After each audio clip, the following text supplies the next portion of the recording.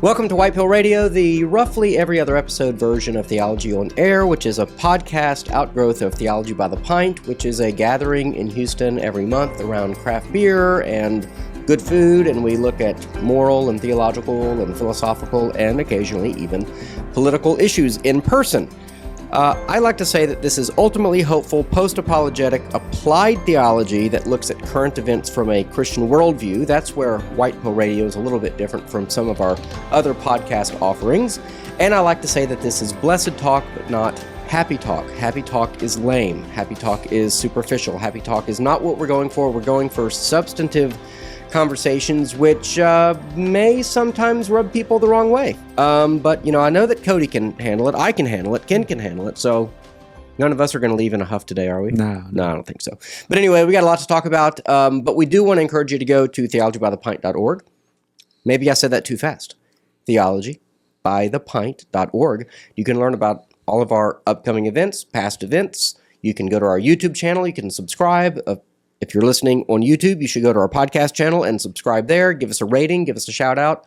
I think all of that helps us. More people find us. We're trying to do something that maybe isn't done a lot, which is have theological conversation and occasionally disagree and do so charitably and yet still be firm in our convictions. So I'm Evan McClanahan. I'm the pastor at First Lutheran. I'm on the leadership team. Sarah Stone is not here. I guess she has more important things to do than hang out with us. So she gets a demerit. Sarah, if you're listening, you get a demerit. But she is the grand poobah of Theology by the Pint. And anyway, theologybythepint.org. I'm Evan. This is Ken. I'm going to count it. What's your social security number again? I'm not telling you. Oh, guys. man. Come on. Okay. Hey, everybody. My name's Cody over here on the left. That's his cam. He's got his own Cody cam today. Bam. Yeah. So Yep. I'm Cody over here on the left, just wanting to speak to all my fellow Democrats today and remind you that God is still on the throne and that you should still stay hopeful. And, you know, we're called to minister to the least of these. And it doesn't say only do it when we win. It says we do it when you lose as well. So weeping endures for the night, but the joy cometh in the morning. So don't give up. Hey, I didn't win either. So Yeah. Well, Ken, you never win. I never win. Because you don't play. You don't play the game. There was Nobody a libertarian. hands me a ball. Well, you got to go take the ball. You got to put the signs in your yard, and you got to go vote. You got to campaign for you got to go door knocking, bro. Knock, knock. Who's there? Hi, my name is Ken, and I'm here for Mr. Smith. He's running for senator in Washington. He's going to be awesome. You should vote for him. Get off my lawn before I tase you. That's kind of life in Texas. Anyway. Okay, sip of water complete. Let's just dive in. I had kind of a trifold of articles. I'm not going to try to hog the conversation on this by any means, but I think they're kind of jumping off points. These are all kind of autopsies of the election, and kind of, you know, I think everyone kind of wants to figure out what to do. The last article that we'll talk about today is what Trump is doing, which is he is appointing his cabinet secretaries. Excuse me. And so he is, that's what he's doing. I mean, he's building a government. He's going out there and just this afternoon appointed Robert F. Kennedy Jr. to Health and Human Services, which is a massive aspect of the government. So that's pretty exciting. But we'll get back to that later. For now, I think Democrats want to kind of figure out why they lost. And so there's someone I've been kind of following this year. Her name is... man, I was hoping her name, she's Jewish. Batya Unger Sargon, I believe is her name. She wrote a book I've mentioned several times in this podcast called Second Class. I have not read it. If I read a book, I'll say I've read it, but if I haven't read it, I won't take credit for it. But it's on my list to read, and she is a dyed-in-the-wool, you know, liberal, progressive liberal who kind of got radicalized over some of the woke issues and became a Trump supporter. So she still considers herself a Democrat, but she considers herself an old-fashioned Democrat who is for the little guy, the working man. And she has done, I think, a good job, and her whole book, Second Class, is about how the liberal elites have put the working person into a second-class category, whereas the educated elite sort of run the country and they get all the benefits. And that is the very group of people that Trump has twice, arguably 3 times, called upon to win him elections. That is how he won in the so-called Rust Belt states, because he is getting Of course, this election, he got almost every demographic to go his way. But in 2016, and definitely here again, he is getting the working class vote, the union vote, the young people's vote, because he is offering them to be a government for the people. And she is saying that the government is actually treating people like, citizens, like second-class citizens. So in this article, which you can find at compactmag.org, and it's called The Immigration Election, she basically talks about how working class wages went up during Trump for the first time in 60 years. Meanwhile, the percentage of people in this country who are immigrants also is going up. So there's basically two charts that she compares. And for the listener, I'll try to, well, everyone's listening. Even if you're watching, you can't see the graph. But so she cites one chart that looks at the domestic income, the gross domestic income from, say, 1970 to 2010, and let's just say it goes down, okay? It goes down from about 51% to 46%. So the bottom line there is that wages are going down. On the other hand, the immigrant share of the United States population is as high today as it was in about 1910. So from 1970 until 9, that line is going straight up. So if you want to understand the basic dynamic in this country, it's this: wages are going down, and the percentage of citizens in America who are immigrants is going up. And so there is an intuitive feel. This would be her argument, that people feel like there are people who are not Americans who are benefiting from our free and open society, but we are not benefiting from that, and that has created a lot of discontent. And really, interestingly as well, a lot of the data, they released jobs numbers. If you recall, we talked about this on a previous episode where they went back and they revised, like there was like 800,000 jobs they said were created, and they went back and revised and says, oops, those weren't created after all. And every single month they come out on the first Friday of the month, they say, this is our jobs number, this is our jobs number, and the stock market is waiting for that report, and on that Friday it'll go up or down depending on that report. And like for 18 months in a row, they had to revise that number every month and say, oh, it wasn't as good as we said. Oh, it wasn't as good as we said. And but then the other aspect of that ties right into this, and then I'll be quiet, is that when you look at the jobs would go up, but American citizens were not getting the jobs. Immigrants were getting those jobs. And a lot of them were part-time jobs. I don't have that with me. A lot of those jobs that were part-time jobs, they were not full-time jobs. So they would give credit for someone getting a job when in fact they didn't get a job, a full-time job, or they weren't an American citizen. So, she is saying this as a liberal Democrat, even though she supports Trump and may have voted for him, but she still considers herself a liberal Democrat. And she is saying, look, if we ever want to win an election again, we have to pay attention to this group of people. Bernie Sanders, I think, said the exact same thing after the election. So, I don't know, any thoughts on that? Or I would be interested to see where the pre-1970 trend of this first graph is. The shares of gross domestic income, compensation to employees, wage, and salaries. This is a rough approximation of the downward trend of what Batia Unger Sargon, or Badia's... Yeah, Batia Unger Sargon. Yes. Yep. Says that, it's a rough approximation for wages being depressed as immigrants start coming back into the country around the 70s.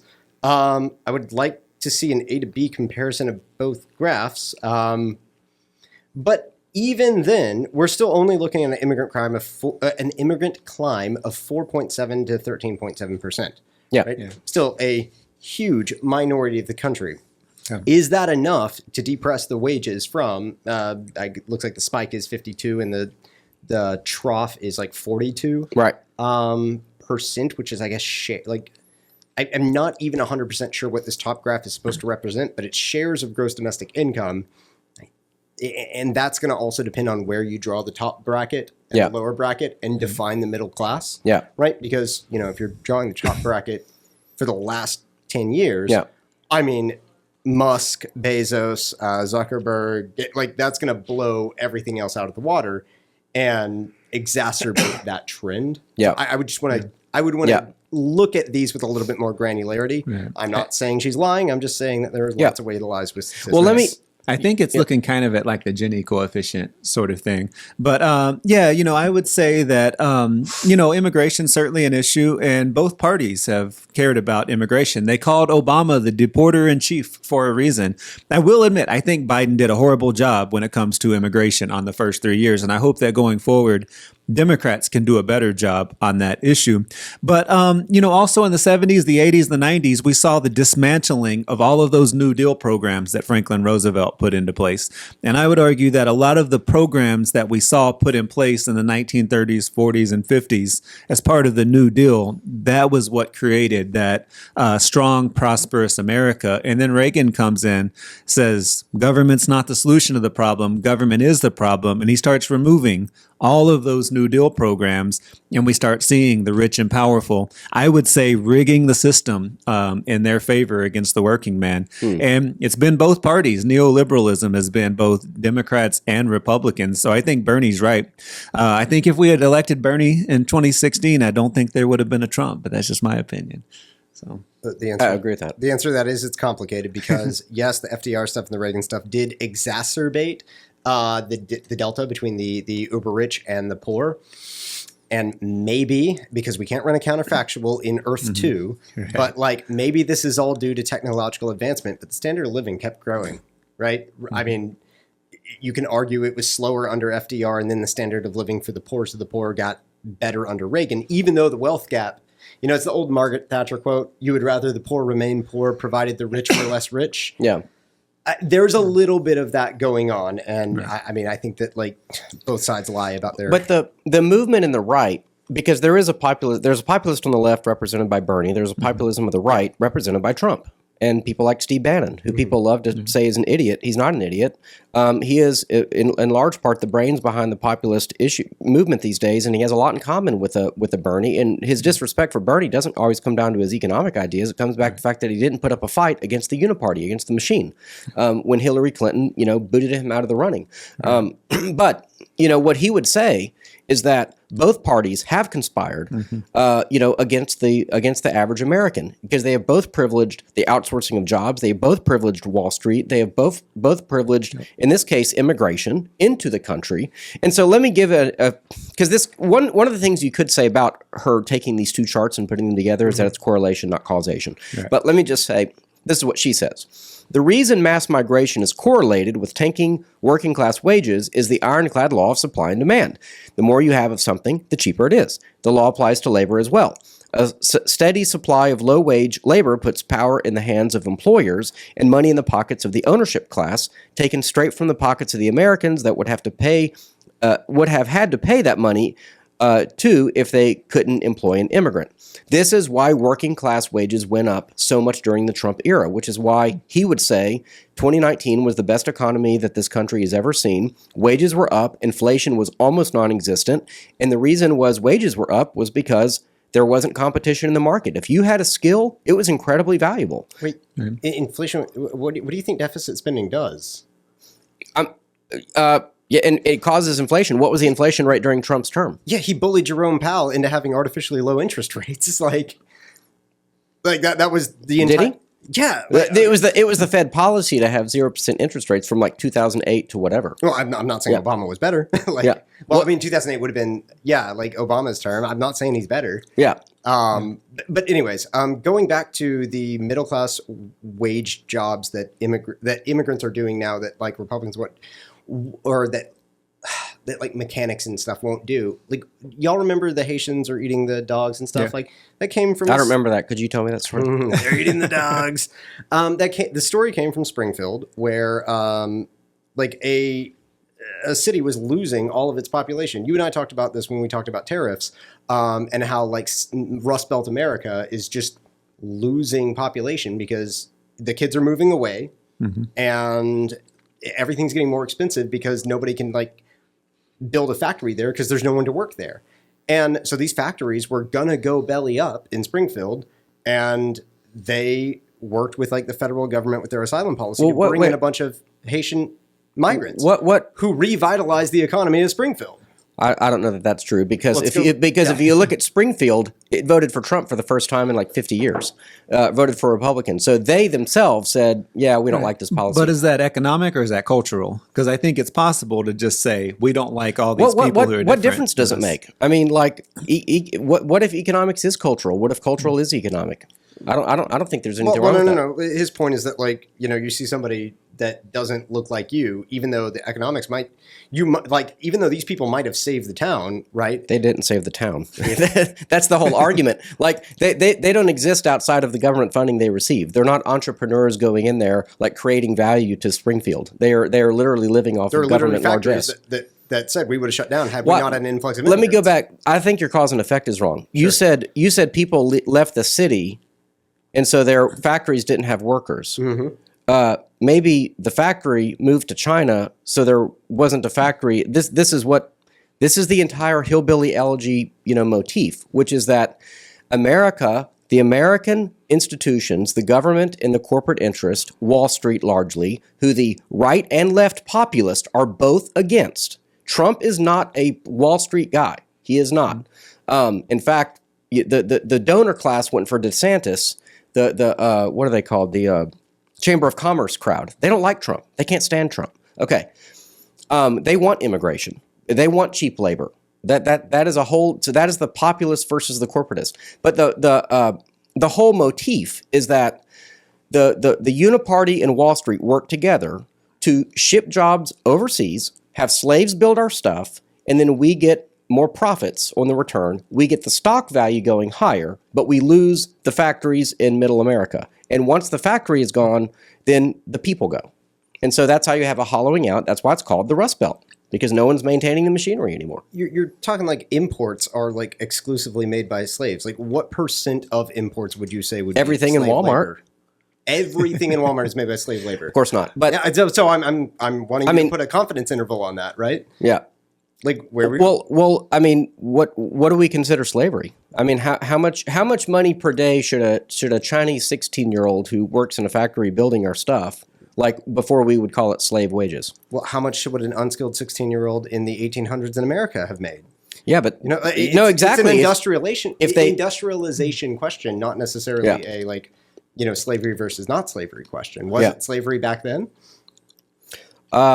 Well, in 1800s America? I don't know. I would have to have more information. What I do know is that we have laws in America I would say this: if we build all those things in America, it will be more expensive. And if it's more expensive, fewer people will buy it, and the stock price of that company may go down. I'm willing to pay that price.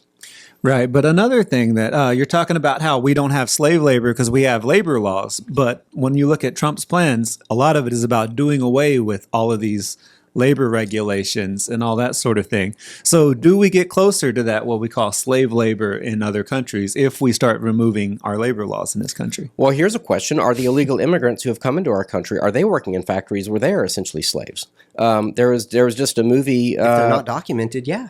Yeah. And so is the solution to document them, or is it to say, we're not going to work that way in this country? So this is the drug question, right? Do you legalize drugs or do you No, you never legalize drugs. Sure. Well, then you're probably not going to be a fan of your boy RFK. He's into the psychedelic research and legalization. Right. I don't know about that. I don't think that's going to be on the agenda, because Trump is like a guy who's never taken a drink of alcohol, so he's not too into psychedelics. But here's the. I mean, I'm not saying there are necessarily easy answers to this. What the question is. There's a whole group of people out there who vote, who are in what we call the middle class. And politicians are clamoring to say, we represent you. The question is, what this election seems to say is that group of people believes that the Trump vision of the Republican Party believe that he represents them, and the Democrat Party has forgotten them.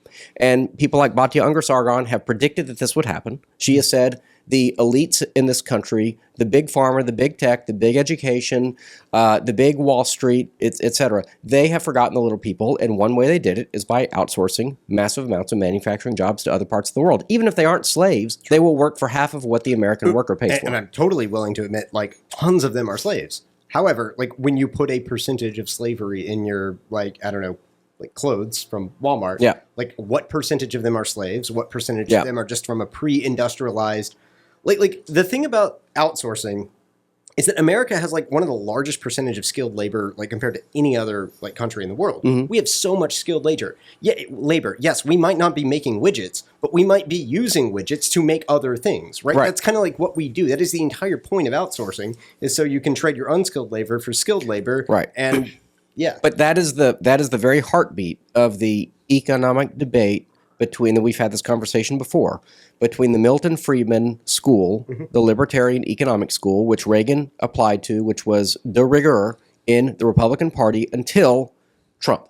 Trump came in and he said, he and his band of economic misfits said, actually, I'm not into free trade. Tariffs are the most beautiful word in the English language, Trump said. Yeah. Well, I think a lot of this conversation also revolves around Trump's style. Tariffs is part of his style. The people he's putting in his cabinet are part of his style. He is wielding this massive stick, and he is going to say, "I'm going to do this if you don't do this." We'll come back to that later. Sure. But it's a radically different economic philosophy, and I think that's a fascinating thing. I mean, he is going back to kind of an 1800s populist message, and I think he's going to win over a lot more Democrats in the years to come, unless they have got to move so far away from the trans movement, from these identity politics. They are going to have to do a pivot so hard toward a Bernie Sanders style, or they're going to be perpetual losers at this point. Right. So you say we're going back to an 1800s style of economics. Remember, that was a time when like this huge number of kids died before the age of 6, when so many women died during childbirth. The average age was something like 60 or something like that, the average lifespan. And so the poverty was like people had dirt floors and all that sort of thing at that time. Is that really what we want to go to? I would argue we should go back to those New Deal economics, go back to FDR's New Deal program. Well, you said outsourcing is going to cost you more at Walmart, and you're willing to pay that price. And I was like, well, that sounds inflationary to me. So, well, I don't know that it would be inflationary, because we both agree that inflationary is when the government doesn't correctly regulate the cost of money. Well, Supply and demand causes prices to go up, which is not necessarily inflationary. as long It's as higher prices. Yeah. When too few goods are being chased by too many dollars, that's inflationary, right? Yeah. And if you supply and demand, right? Okay. Yeah. Yeah. So just curious. Yes. But there is a benefit. Okay. So let's say my lawnmower costs $20 more, but it's made in America, and the whole of that is that there are 50,000 people making lawnmowers in America instead of 100,000 people doing the same in China. What is that worth? That's the question. Do you think the manufacturing, then why would there be a benefit to free trade at all? Why not close all of our borders to both goods and services? Because What's the limiting principle is what I'm asking. Yeah.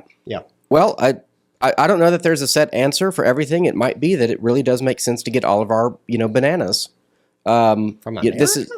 No, from Colombia. Whoever makes, but there may be certain things that are in our best interest. Sure. I think things that deal with our own health and safety, like vitamins and antibiotics, we need to be making that here.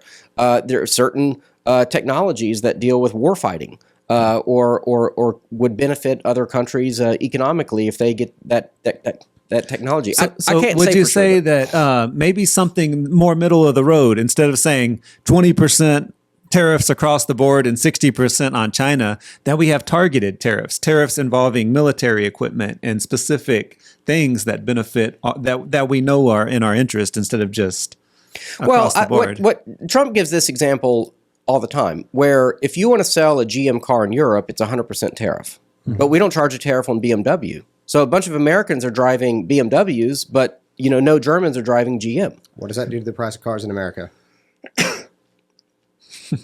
Drives the price down. The point though is that the point isn't to use a tariff indefinitely, which, I mean, you're only thinking of it one way. It's like you're thinking of it just one dimensionally, right? Like, tariff increased, the cost gets passed on to the consumer. In the long run, BMW is going to change. Europe is going to say, hey, you know what? If this is the way we're going to play, we're taking off the regulation on GM, off the tariff on GM. Now GM is selling a whole bunch of cars because the market just way opened up in Europe for automobiles. And now guess what? We hire 250,000 high wage workers, high skill workers in this country to make GMs to sell in Europe. So, is that a net benefit? You have to look at all the consequences. So if I'm looking at it only one way, let's look at it the other way. Is it better for Germany that they are not able to import American cars? Hey guys, Sarah Stone here. Sorry to interrupt what I'm sure is a riveting podcast episode, but Theology by the Pint needs your help to continue providing these podcasts, offering our in-person events, and growing so we can bring thoughtful conversation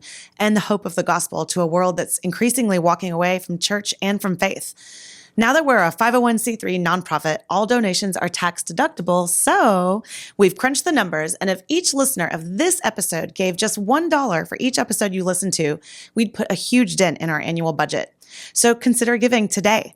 Go to theologybythepint.org/give and click the link to donate. Thanks so much, and now back to our show. Is that better or worse for them? Say it one more time. Is it better for Germans that they are not able to import American cars? That's their choice. If they don't want the German people, not the German politicians. Yeah. I mean, do I think it would be better if there were more car choices? Yeah, I think generally speaking, more car choices would be good. Okay. Don't you think? Yeah. No. I'm saying that drives prices down in the U.S. and up in Germany. Yeah. Yeah. Well, every country should be acting in its own interest. Every country should be saying, make France great again, make Germany great again, make Norway great again. Oh, no, can we say make Germany great again? I think Divine that has some historical Define problems. again. Well, I would argue it wasn't great, in the 1930s. Okay, it was terrible. Yeah. So, but it is basically Europe. I mean, I think Trump wields a lot of these sort of tools to say, you know what, if you're gonna do this, we're gonna do it in retaliation, and that will change the behavior on the other side. I don't know that he wants there to be perpetual tariffs. Well, but I don't know, because he said he wants to replace the income tax with tariffs. Okay, oh, man. Right. So if it wasn't, how do we fund our military? How do we fund with tariffs? But if we don't have perpetual tariffs, then yeah. Well, there's a whole systemic need to, get the currency in check, reduce our spending, balance budget, reduce the military, and all of that. Do you think Trump's going to reduce spending, balance our budget, or decrease the size and scope of the military? I think there's a much better chance of him doing that this time than if he was reelected in 2020. And I agree that he didn't in 2016. I think his presidency in large part was hijacked in 2016 with 2 fake impeachments built on what we now know are fraudulent documents that didn't help him at all. So I think the Russia hoax didn't help, greatly hampered his presidency. And so I think this time around it's very, very different. I think he has a lot more momentum. He won the popular vote. He's basically looks like he's got the right to build whatever cabinet he wants. And I think he's on the warpath. You're going to talk about the cabinet? Or we'll get to that. We'll get there. Okay. A couple of quick things, and kind of related to this. This was just a tweet. Sometimes tweets have all the great information in them, and it's clearly coming from a liberal. I'm not going to say who it's from, but and he's saying most educated states in America: Massachusetts, Vermont, Maryland, Connecticut, Colorado. In other words, I guess there's some percentage of those people that have high degrees of, higher education degrees, whatever. Probably and they're all more college degrees. Yeah. And a lot of universities like, Harvard and things like that, and Yale. So those are all blue. And then the least educated states, West Virginia, Mississippi, my beloved Louisiana, Arkansas, and Oklahoma, and they're all red. And his question was, do you notice a trend? And what he's basically saying is that red states are full of stupid people and blue states are full of educated people. And the reason, therefore, that they voted red is because they're uneducated. This is his claim. And that the reason, so even though we lost the election, he's saying, let's pat ourselves on the back. We're still the smartest people in the room. And if that is going to be the left's attitude, I want to do everything I can to encourage it, because it ties in exactly to the previous argument, which is that that kind of elitist attitude, which is that the Yale and Harvard educated are in this kind of protected class where they can do no wrong. And if you have a master's degree, you're obviously smarter than your dumb plumber or your dumb union worker. Meanwhile, all those people, their vote counts just the same as the educated. You know, the peasant's vote counts in this country counts just as much as the PhD holder's vote. And so Trump figured out, I can get my base, and then I can go get all those low propensity voters or no propensity voters, and I can go register people to vote. And that's exactly what he did, and he won. So if this wants to be their attitude, good luck with that. But I think that it does reflect a kind of elitist attitude. And you can find it in the right as well. And I would just say it's not going to serve the left well to have that kind of attitude. Yeah, I 100% agree. I was raised in a working class family, and then I went off to Sam Houston State University, an elite institution.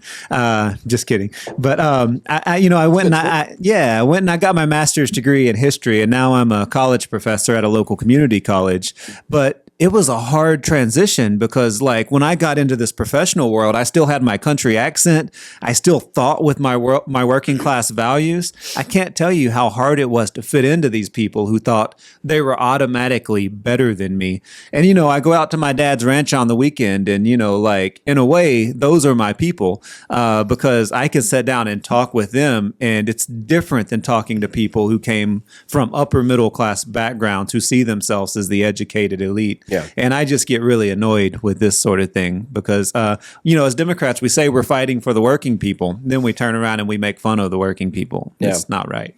It would be, I mean, I have two schools. If the parties both agree to where they kind of embrace a populism where they're both fighting for the working man, where they're both basically like, I can do more for the working man. No, I can do more for the working man. And you kind of saw that during the campaign because Kamala was like, I'll give you a $6,000, child tax credit. Mm-hmm. And Trump is like, no taxes on tips. And she's like, no taxes on tips. And he's like, no tax on overtime. Now that can be dangerous because eventually you can give away the farm, in order to get votes. But, if that's where the parties want to go in the future, then we all win. Right? Yeah. We all win. We had that in the 1912 election. I think that was a great time period. Whoa. 1912? You don't mean 2012. You're not talking about Romney, Obama. No, I'm talking about Teddy Roosevelt and Woodrow Wilson, Eugene Debs. Yes. There's a theory about that race, which is that I think, was it Roosevelt was sort of inserted to split the ticket so that Wilson would get in? That happened, but I don't think that was part of any kind of plan. Roosevelt left office. He went on a 4-year hunting trip, and he left his hand-picked successor, William Howard Taft, as the president. He thought Taft was going to be just like him, and he came back and was like horrified, and he ran. And then at that time in the primary, the voters didn't really get to choose. The elites did. Most people liked Roosevelt, but the elites chose Taft. So Roosevelt started his own party. So I don't think it was the plan. I think it was Roosevelt's stubborn, Gotcha. I'm a bull moose. That was Bull Moose Party, yeah. Yes. Yeah. Well, again, I've said this 1,000 times on the show. Yeah. Love him or hate him, but the genius of what Trump has done is he is essentially a third-party candidate in one of the two major parties, and he forced the Republican to his will, the party to his will, and and it's been a stroke of kind of political brilliance, and he's been handsomely rewarded for it. But anyway, this is just a snapshot. The same thing came up, by the way. There was a clip on The View that went viral where Sonny Hostin was saying something about uneducated people voted for Trump. And what she meant was not college-educated people. And I'm like, look, if that's the arrogance you kind of want to have, toward average Americans, you just go for that. You'll lose from here to kingdom come. So related to that, my last article, and it's one that I wrote that you can find at our church blog, which is the Sin Boldly blog, felchouston.wordpress.com. And the question is, can the left moderate? Progressive churches may hold the answer. Y'all probably know that I came out of a very liberal denomination, the Evangelical Lutheran Church in America, the ELCA. And it's one of the typical mainline Protestant denominations like the Episcopal Church, the Presbyterian Church USA, the United Church of Christ, etc., Methodist Church now, who all kind of went left-wing over the last 20 to 30 years. And so I think there's kind of a clue there as to what, generally speaking, the cultural left will or can do, because this is an issue with the Democrat Party. As an example, in swing states, there was a massive poll that a group put out. Charlie Kirk and Matt Walsh both talked about it. And in this poll, it showed that in the swing states, the transgender issue was a major issue. Trump had a very effective advertisement where he said, "She's for they, them, I'm for you." And it was where she is speaking about transgender surgery just to prisoners and illegal immigrants, taxpayer funded. And basically that was used as a cudgel, which is what you do in politics, to say, hey, this is how radical the other people are. I'm for the average working class, American. The question for the left now is, okay, you're not going to win on LGBT issues in perpetuity, especially the T. Are they going to be able to take that out of the party platform more or less, which they even de-emphasized this round? I mean, Kamala never talked about it. Right. But what are they going to do? Because the average American is not interested in that, especially in these swing states. And my argument is that if you look at the churches, the answer to that is no. The ELCA, as an example, basically voted to ordain homosexual pastors in 2009. Since then, they have hemorrhaged probably well over 1 million parishioners, definitely millions of dollars, and probably 30 to 40% of their congregations. Have they changed? No. Not only have they not changed, but next year they are going to be reconstituting the ELCA, and there is every indication that they are going to double and triple and quadruple down not only on their leftist theology, progressive theology, but they are going to make it increasingly difficult for churches to get out of the ELCA because they realize it's so unpopular. The Episcopal Church has only gone more left. The Methodist Church, I would predict the same. Now, that's their right. I mean, if that's what they want to do, fine. I mean, people like me, kind of who think otherwise, we kind of will benefit from it. But that's kind of my question is, if the churches are any indication, the cultural left in this country is going to keep going left. It's not going to moderate. And where does that leave the Democrat Party? And I don't know, we kind of talked about this already, but I'd be curious if you have any thoughts. Yeah, I think they're two different things. I would say when it comes to theology shouldn't bend to public opinion. You should believe what you believe to be right, regardless. And if everybody leaves your church, you're still standing on your principle, right? But when it comes to the Democratic Party, I think that's different because you have to get 50% of the votes in order to win. So I would say we need to find a way to moderate on that. I think it's possible to love your neighbor as yourself. And, it doesn't say just love your straight, whatever neighbor. It says love all your neighbors. Yeah. So how do we love trans people, but still have a way that we can win elections and that sort of thing? And I think we need to listen to the American people. I think most American people go a middle ground approach. Trans people have a right to exist, but we should not in any way push it on kids. When it comes to girls' sports, we shouldn't have, trans people in girls' sports. I think we have to back down on some of those issues while continuing to be compassionate to our neighbors. Yeah. I'm going to jump to a different article because this raises an interesting question. Yeah. Evan, do you think that these liberal churches should lose their tax-exempt status? Do I think liberal churches should lose their tax-exempt status? I would say no. Okay, cool. I don't think they're terrorists.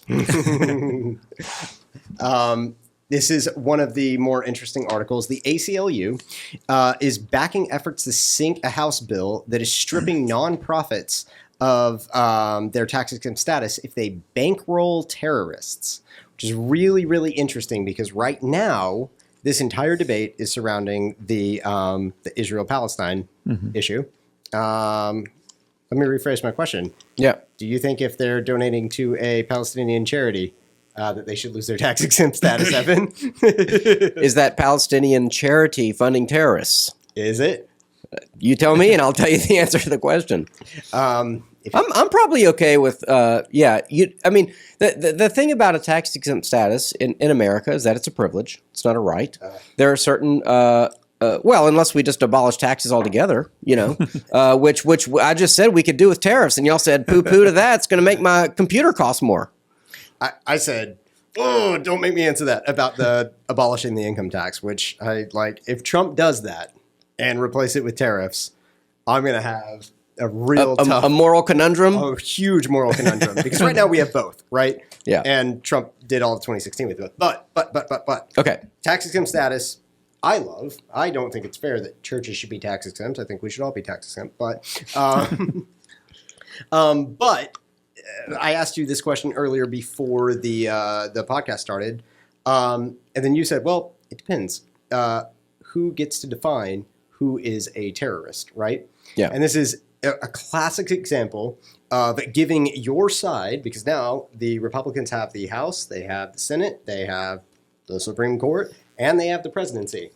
I bet they would love to take the power of this tax-exempt status, 501c3 status, and wield it like a cudgel to bludgeon anybody that they considers to be bankrolling terrorists, except what is going to happen the next time a Democrat's in president. See? Yeah. They're Well, going to use that. Well, I mean, the FBI has said for how long now that the greatest threat to this country, it's they've taken the war on terror and they brought it home, and now they're saying stochastic. What is that? It's like random terror or domestic terrorist, right? Domestic terrorism, yeah. This is like the Gretchen Whitmer, what I would consider to be a kidnapping hoax, because there were more feds involved in that plot than there were human beings. There's like 10 feds and like 2 regular guys. Yeah. Right, but would we say like Timothy McVeigh is a domestic terrorist? That was before 9/11, right? Yeah, So, and he's ended up. Yeah, and now every guy that wants to get off the grid is Tim McVeigh. No, like not every American that wants to have 12 AR-15s is Tim McVeigh. In fact, none of them are. There's only one Tim McVeigh. Sure. unless some poor guy out there has that same name. And then, yeah. And there's some interesting questions around Tim McVeigh and how many people were in the Ryder truck that day and why the CIA office had Ryder trucks a couple of miles away from that. But we'll come back to that. Merrick Garland, very involved in the Oklahoma City aftermath, by the way. The question is, okay, I agree that this definition of terrorist can be troubling because, one man's 501c3 is an American thing, right? Yeah. It's not going to be applied to overseas. Yeah. Let's say, we were kind of getting, I think, close to this in the last few years, where it kind of got to the point where if you said, before Elon bought Twitter, which ended up having a cascade of positive effects for social media, but there was a time where you couldn't tell people that they shouldn't take the vaccine. That was kind of a form of like terrorism, because you were sowing fear and distrust of institutions into the populace. And so, at that point, you just kind of got banned from social media. Well, we remember the Obama administration having targeted audits on 501c3s that The had Tea Party. Patriot. Well, the ones that had specific keywords. Oh, okay. Like Patriot or 501c3s like that. Or they And slow walked their approval. I mean, the Tea Party groups were waiting for years to get 501c3 status. Tea Party was another one of those keywords, and they were either slow walking the approval or targeting audits to their 501c3s. And then, that scandal came out, and some people still say the only scandal was a tan suit. I was like, oh my gosh, there's so many scandals. Wait, say that again? Some people, like, whenever you talk about Obama administration scandals, everyone says, what, the tan suit? It's like, no, there's The tan suit? Yeah, he wore a tan suit. That's the only scandal. You've heard that, right? yeah, I think that's more talking talking about like there was no sexual scandals or anything. Sure. So, But there's a ton of scandals with corruption and whistleblowers and Certainly. stuff that nobody talks Always. about.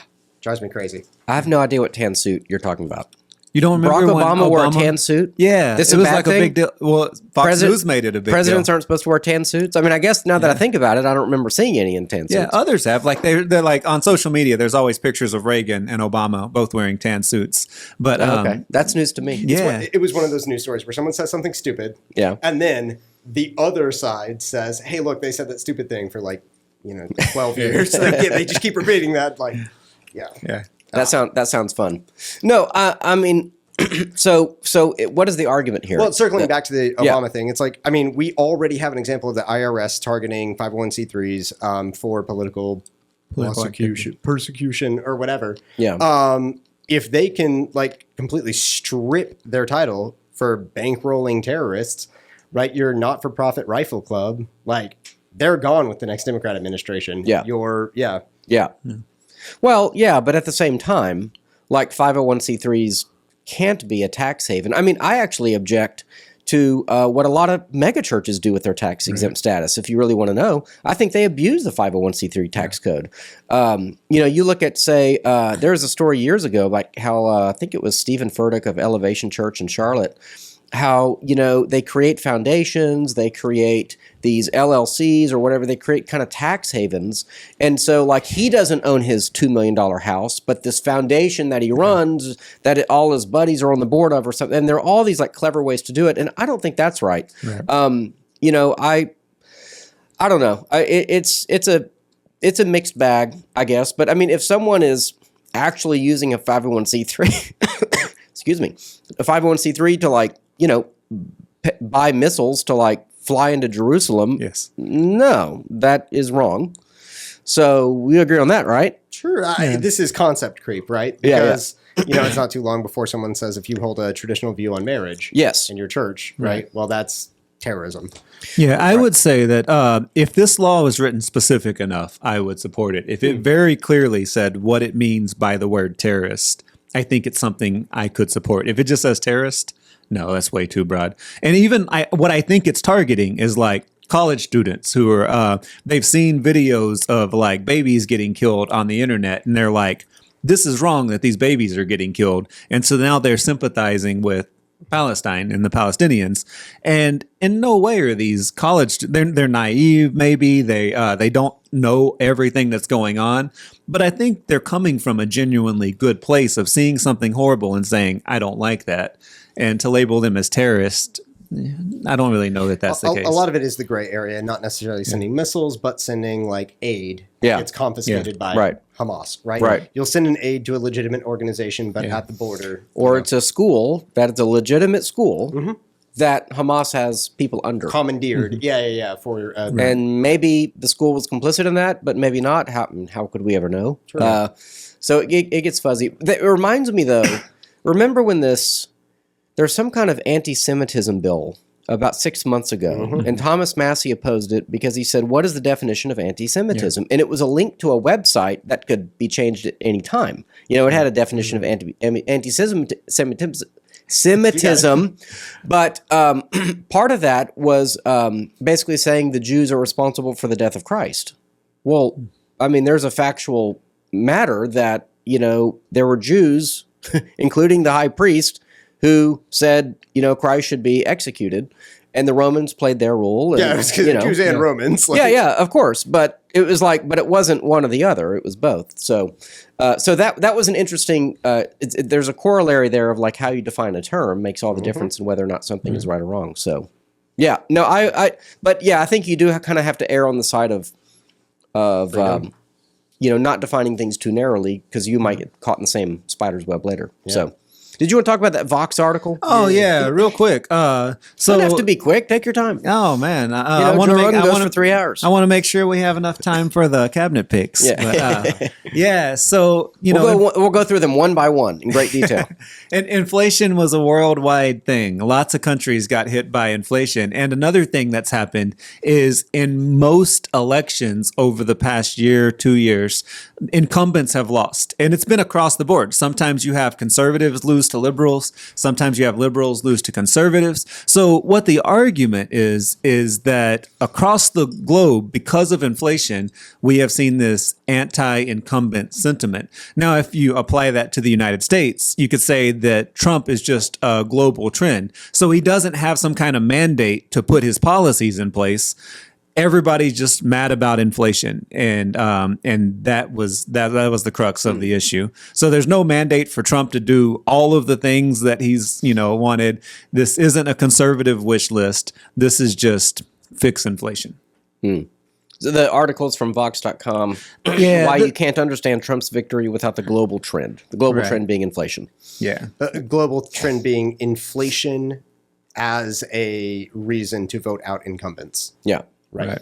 Yeah. Because the incumbency advantage after COVID just plummeted. So people on my side would say that this is cope, as the kids say these days. This is just trying to find some hope that this won't happen again in 2028 because we won't have the inflation problem. Of course, if we don't have the inflation problem, then you'd have to give Donald Trump some credit for certain policies. I think so. The question is, This kind of gets back to some of what we were talking about before in terms of like I got to remember to hit the button.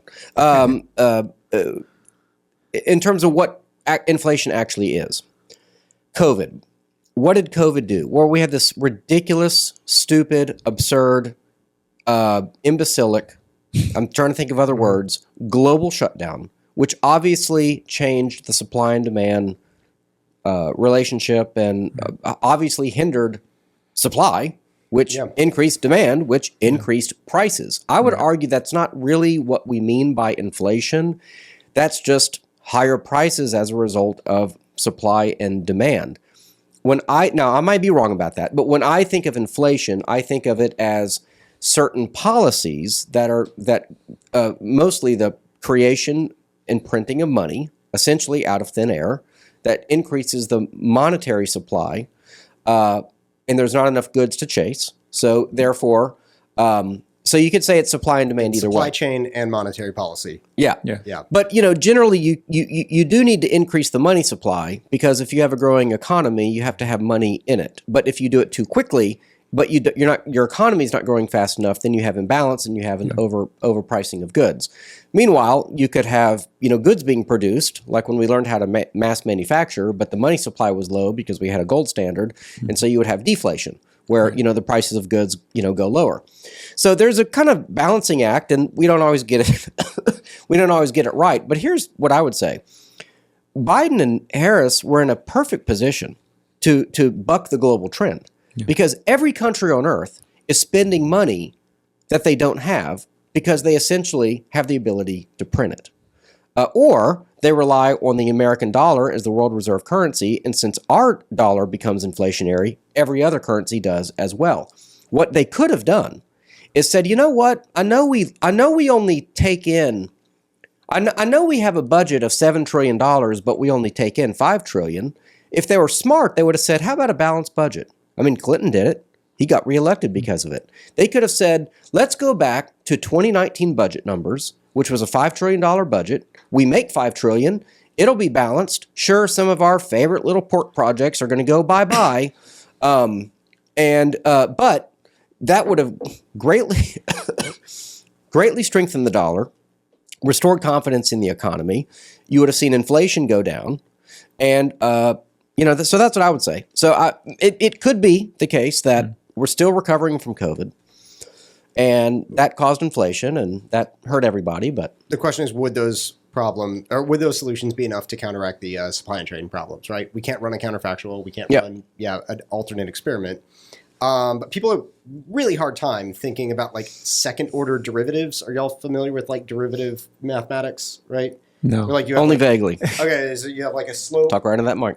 So you have like a slope, right? Yep. Which is like this mic, right? And then you could, the slope could be measured as an angle on a curve, right? People are really good at seeing like the direction or a trend, but not the trend of a trend. So if you're looking at like inflation, for example, they may, like you said, you may be able, despite some of the upcoming inflationary stuff that will be happening with the Trump administration, you may be able to counteract that with like a booming economy, right? The economy might be booming so much that it can counteract the inflationary pressure that's pushing the opposite direction. People may just see the slope, but not that the curve isn't as steep as it would have been otherwise. Gotcha. Had you lifted right. Yeah. Likewise, if the Biden administration is able to do the things that you had said they had done, right? If they were able to reduce the monetary supply, balance the budget, reduce government spending. Trump did. Would that be able to counteract the massive supply chain issues that were driving inflation? Yeah. Right. Again, too many dollars chasing too few goods. That's the definition of inflation, right? And in America, we had the worst of both worlds. Yeah. However, I feel like you're about to say we did do better than most developed countries. We did at bouncing back from inflation. Yes. That is true. Why do you think? Because Americans are awesome. That's what I think. America gets more out of workers than almost any other country. American workers are extremely productive workers. We kind of love to work. We work ourselves to the bone. Yeah. We're smart, hardworking people culturally. And so I think you just get more out of the American worker than you do anywhere else in the world. I mean, in France, they take 8 weeks of vacation and, work 30-hour work weeks, So you're just not going to get as much per person. But we're the world's reserve currency. And so I think that sort of helps because whoever is first to the printed dollar gets the most benefit from it. The people that are getting the short end of the deal are the people that are now trading in those dollars, long after they've been printed. So I think that helps. But what was going on and still is going on is that other nations, the BRICS nations, Brazil, Russia, India, China, Saudi Arabia now, Iran, anyway, there's about 70 of them getting together to kind of form perhaps an alternate currency. And as that could be a real threat to the US dollar. And so that's up in the air. It's up in the air if America will be able to retain the dollar as the world reserve currency. Trump has made it a priority that is the case. It seemed to be teetering here in the last few years. It would be catastrophic if we were to lose that because then that $35 trillion deficit and growing that we have would become, we would turn us into Argentina overnight. So I think, though, that Trump understands that, and he did take $1 trillion out of circulation during his presidency. Janet Yellen actually was I think she was the Treasury Secretary for him, and actually she did a pretty good job. Maybe it was, I don't remember her exact title, but so in reducing the money supply, he actually did increase the value of the dollar. Until COVID. Until COVID. I agree. COVID was a total disaster. Now, the theory, the Maynard, the Keynesian stimulus economy is built for that rainy day. Basically, the idea is that when you do have a recession, you need government surplus. You need a stimulus plan to do it. But they just hit the gas pedal, with the 2008, recession. Stimulus. And then they did it again during COVID. But then the COVID budget became every single year of the Biden, year. It's $7 trillion out, $5 trillion in. And now that leads, of course, to the insurmountable problem almost of $1 trillion every year going just to pay the interest on the debt. We're not even paying down the principal. And so, I don't know, people like Elon Musk are noticing this, and they're saying they're going to help do something about it with the Department of Government Efficiency. Right. So does that bother you that you have Elon Musk donated more money to Donald Trump's candidacy than I believe anybody has ever donated to a political candidate in all of the history of the world or whatever. And now... No, he was limited to 5,400, but he created a PAC. Right. He created a PAC. Yeah. Right. And so now he's like running the show. So the fact that this guy can be the richest man in the world, basically play a big role in buying a political office and then run that political office behind the scenes when he's not even from the United States. I just... You mean like George Soros? Perhaps. I mean, today there was a video that went around where, Elon is obviously spending a lot of time at Mar-a-Lago these days, and someone was on stage at some get-together and said, who is the rights version of George Soros? It's like, it's Elon Musk. And he raised his hand. He said, that's me. So I don't know. I think all is fair in love and war. George Soros is extremely creatively and cleverly and smartly run circles around the right for 30 years, or maybe 20 years, giving money to local DA races. Yeah, his game is local and Musk's is national. Yeah. Well, Musk just getting started. I think his America PAC is going to be getting involved in House races, Senate races, district attorney races, and maybe school board races because now he's all in. Right. And I think one of the things that does it bother me though? No, it doesn't. Right. One of the things he's made a big deal out of that does bother me is I can't remember the lady's name right now. She basically fights against monopolies. And can't even remember her position, but she fights against monopolies, and she's part of the Biden's administration. And he's like, he wants her out, and he wants someone that's more friendly to monopolistic practices. And that's not to benefit the working class. That's to benefit him. Which of Musk's industries, I mean, I guess aside from Starlink and SpaceX, but like are monopolies? I mean, SpaceX's competition is NASA, right? Yeah. But I mean, they often just partner. Starlink, sure, but I mean, we all remember like HughesNet. Satellite internet's been around for a long time. Yeah, he just did it like the best. Yeah, like half the satellites around Earth right now are Starlink. Tesla's certainly not the only electric vehicle, and you would even argue that like even if it was, like an electric vehicle is not a monopoly. You have other vehicles, and then X, right? Right. Like, I mean, first it was MySpace, then Twitter, or MySpace, Facebook, Well, still to this Twitter. day, Facebook, Instagram. Yeah, there's I lots mean, of we have competition. tons Blue of other, Sky. Bluesky. Oh, is that what that's called? Yeah, there's tons of other alternatives. Threads. Like, none of Right. these are monopolistic. Right. But that's the kind of people that would benefit from it. It's not the working man that's going to benefit from, like looser trust laws. It's going to be the elite class. It's going to be the millionaires and the I mean, billionaires. I'm all for trust busting. I'm with you there. What Like trusts would you bust? let's start with Google. I mean, Google owns 97% of all information searches or something like that on Earth. I mean, and there's arguably nothing more important than your information. Well, in order to be monopolistic, it defines as not having an alternative. Like, what would be a non-alternative to Google? Right? Like Is that a what does negative Google point? I don't offer know. that there's not an alternative for? Okay, but I don't know that Just because people don't want to use Bing I don't know doesn't mean it's not I don't know there. that the definition of a monopoly is 100% ownership. It could be 90% usage for all I know. I don't know if like AT&T back in the day was like, well, we have 90% of the telephones, and the government was like, too much, we're busting you. Right. I would say like the airline industry, we're seeing all these mergers. So you don't have like 20 different airlines. You end up with like 5. Right. Same thing with like meatpacking plants and a lot of other different things where, you don't have one company that has everything, but you have like 8, and we're seeing them merge together where we end up with 4 instead of 8. And less competition is just bad for everybody except for the people who have the companies. The populist position would say, yeah, we're not, we are for the people. We are not for the corporation. That's a major shift in the right, at least, where At least that's what we hope.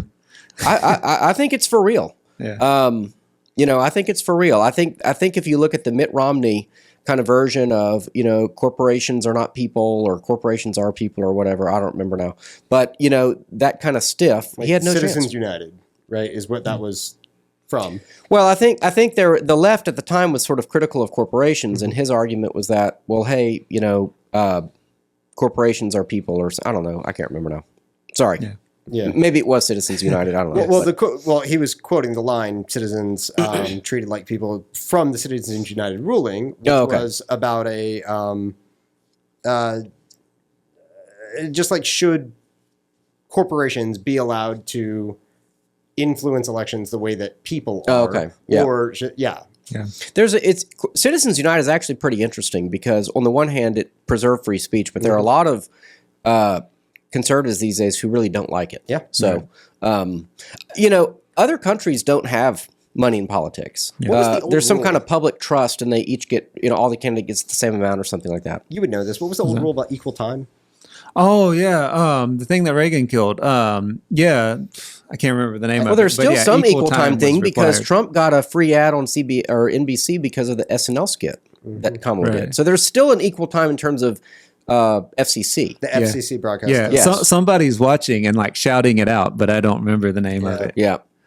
Okay, well, let's look at Trump has made a lot of interesting cabinet picks, and so I don't know that I have any really great thoughts. I mean, I'm happy. He's obviously going with pretty unconventional people that are, not going to play nice, and two of the people in particular at this point who have been nominated were once under attack by the very institutions they will be leading. Actually, now 3 with RFK Jr.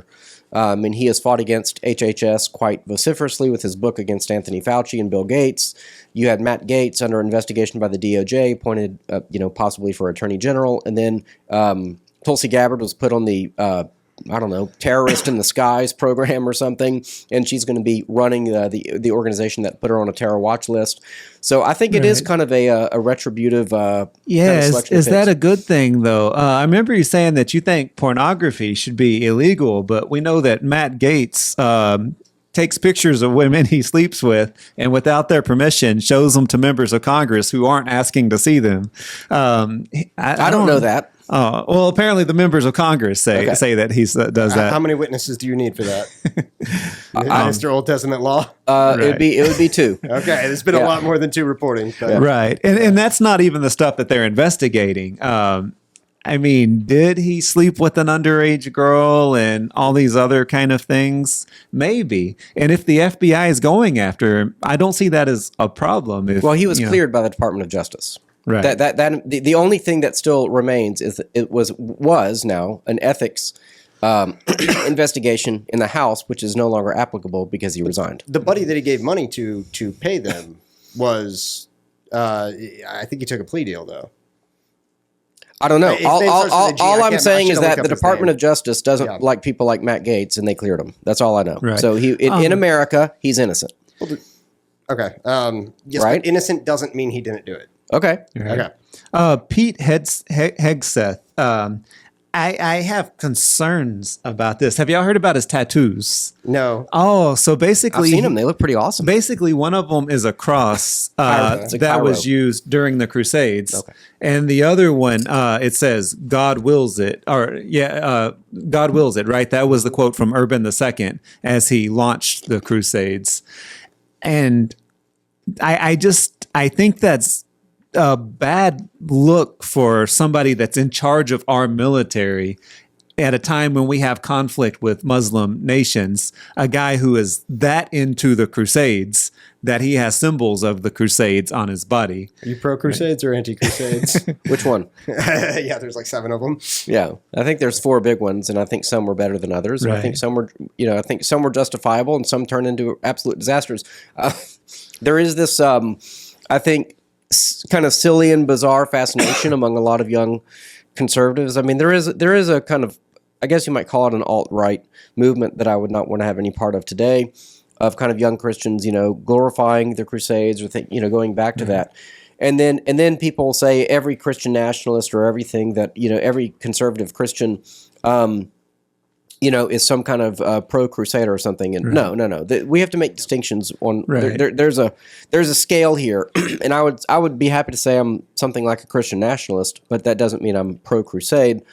I think it's a question of can you define nation, and then to what degree should Christianity have influence in that nation? I'm okay with Christianity having influence in this nation because I think it's a Christian nation. But yeah, I don't know. I don't know about that tattoo. So. Yeah, if I just feel like if we have some kind of conflict against a Muslim country, it should be clear the United States, a secular country, is having this conflict for this reason, not a Christian crusade against Islam. I think that's just, and to have somebody like him as in charge of the military, I don't know. Kristi Noem, I don't know much about her except that she shot cricket. That's about all I got.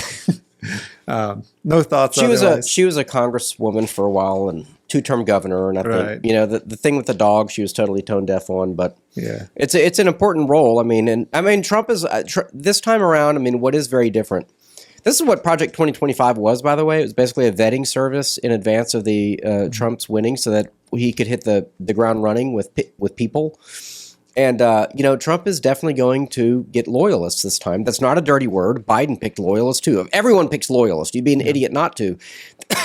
The difference is, in 2016, Trump didn't expect to win. He didn't have anybody. He didn't know anybody. He relied on the establishment. And that, I would say, for 4 years, that undercut his presidency. This time, he's not doing that. He's picking his people. And they're going to go in and fight. I said this on a group text earlier, but so he staffed the swamp and replaced it with the swamp, and that's supposed to, he'll do better next time. We're supposed to trust him. Well, I think there's a lot of reasons to trust him. I think he's had 4 years to think about that. Sure. He felt the consequences of it, and they almost blew his head off. And I don't think he's he's not. This isn't tiddlywinks for him anymore. This is real, and I think the consequences of the immigration he thinks are very real. The consequences of the inflation are very real. The consequences of the money printing.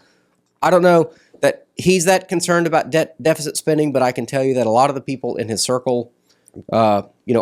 Marco Rubio is like one of the Gang of 8 guys, and he's going to be the Secretary of State. What was the Gang of 8? Gang of 8 bill? Oh, that was the pro-immigration. Yeah. Amnesty. I think he's largely moved away from that. Has he? I think so. Okay. I think he's said some pretty strong things that were pro-Israel, for example, and I believe there was something he said not long ago about immigration that led me to believe he is not. That he's changed? Yeah. All right. I'll need to see that. But actually, I think for Secretary of State, that's not bad because, you want that to be he's the chief diplomat for this country. I mean, you want him to be a measured person who can evaluate and think about things. So if he was a bipartisan guy, that's, for Secretary of State, not bad. Yeah, he used to also have problems with the guy who called him Little Marco and said he had small hands. The kiss the ring-ness of all of this, there is, I will attach to the YouTube thread a tweet that Trump said about Elon Musk. It was like the first time Elon Musk came and visited the White House. This was a couple of years ago. It's like, he was so happy to see me. I could have asked him to do anything and he would have done it. He just came begging for me to give him some sort of a contract for Starlink or SpaceX, and I gave it to him. Look, these are ambitious people who want favors. I hate the kiss the ring aspect of it. It really. I don't know that it's a kiss the ring. I mean, everything I'm seeing about Trump is that he's actually a magnanimous guy that a lot of people really love. I mean, people that work for him love him. The people that wait on tables, and he lost pretty much everyone he worked with before, and now they're all... that's exactly because they were people who undercut his agency every step of the way. Like everyone who works with him loves him, and it's like, no, I'm saying the people in his orbit.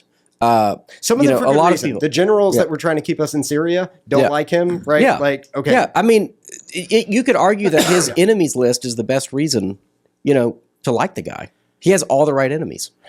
He's got a lot of enemies for a lot of different reasons. Yeah.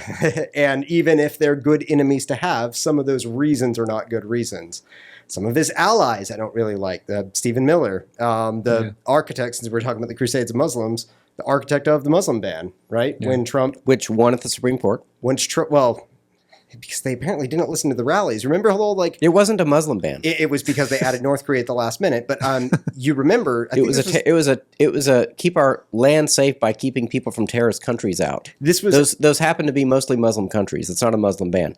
Hundreds of thousands of Muslims are in this country. So this was like right after Orlando, right? The Orlando nightclub shooting. It may be another attack, but. If you remember, the whole thing that sparked this off was Trump said we need a complete and total shutdown of Muslim immigration until we can figure out what is going on, right? Remember what the hell is going on comment? I don't remember that. A complete and total shutdown until... Sounds reasonable to me. Yeah. I think we should have no immigration at all for about 10 years. Okay, well, I mean, none. Yeah. I mean, none. Not legal, none. We need to put Americans back to work. There are so many Americans that are paid to do nothing in this country, and I think it's unbiblical and objectionable. We value work, we value vocation. Let's find out what work our people will do, and then we'll get in who we need. That's not going to happen. If it's a complete and total shutdown of immigration until we can figure out what the heck is going on, it doesn't violate the First Amendment. If it's a complete and total shutdown of Muslim immigration until we can figure out what the heck is going on, well, now we're into like a profiling debate in a sense, and it's like, is that reasonable or not? Well, then change the First Amendment. I don't think that non-citizens have First Amendment rights. And when we're talking about immigration, I'm not going to apply the Constitution to people from Saudi Arabia who want to come into my country. It's about them becoming citizens. This is the whole question is about citizenship. Isn't the Muslim ban who we let into the country? You're right. It was a travel ban. It wasn't an immigration ban. Okay. You're right. My bad. Okay. Yeah. No, I mean, there's never been most of the people who get naturalized as citizens in this country, it's like 1 million people a year. They're almost all from non-Christian, non-white parts of the world. I mean, white people are only 8% of the global population by definition. If the whole world is coming to this country, that's why people like me say America is not the most racist country on earth, and we're not going to be guilt-shamed into that forever. We're actually, a pretty wonderful place that people want to come to from all over the world. Check us out in 10 years. Because I'm banning immigration for 10 years. Okay, I think we're out of time. We covered a lot, but we'll see how RFKJ does with Health and Human Services. That could be a lot of fun. But Cody, where do people find you? You are on TikTok. I'm on TikTok. Cody Pogue, CodyPogue. Go follow me. All right. And Ken? You'll find me at another one of these podcasts or at Theology by the Pint, where I will hand you a red cup or a blue cup and say, go grab a drink. By the way, blue cups are for single people, I think, and you can come and meet someone you might marry or something like that. Have babies with one day. One of the speakers last night had a baby with a guy she met at Theology by the Pint. There you go. Or back when it was Theology on Tap, and she's pregnant with another one. There you go. The same guy. There you go. I'm Evan. I'm at First Lutheran, flhouston.org, and theologybythepint.org. Sarah, we missed you. We'll catch you next time. But anyway, until next time, we encourage you to question freely, think deeply, and disagree as needed. Peace.